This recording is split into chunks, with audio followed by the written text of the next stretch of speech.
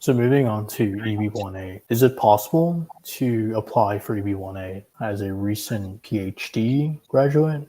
So it's possible. There is this misconception that the EB-1A is for PhDs, or that a PhD is enough to get an EB-1A, and that couldn't be further from the truth. This EB-1A category was not designed for PhDs.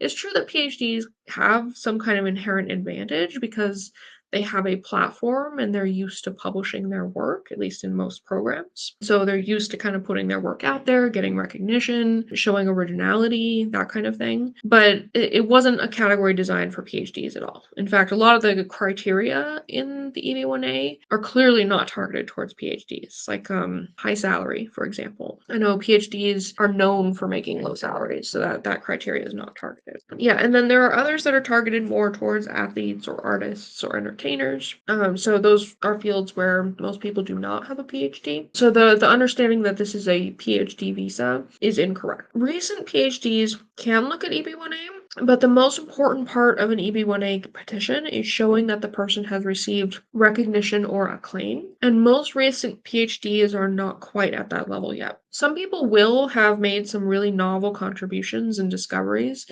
in their PhD program, but even so, it takes a few years often for those to become highly cited or widely recognized. And so most of the time when I'm doing EB-1As for PhDs, they at least have a few years of postdoc experience. I'm trying to think of an instance where I did an EB-1A for a PhD, and in that case, it was actually an industry professional who had years and years of experience prior and had just recently earned the PhD. And so actually the crux of the case was based on the industry contributions and experience prior to the PhD. So yeah, I end up doing the EB-1As mostly for postdocs or professors or people who have gone kind of further in their academic careers. And it's really rare to find someone who's eligible right out of the PhD program.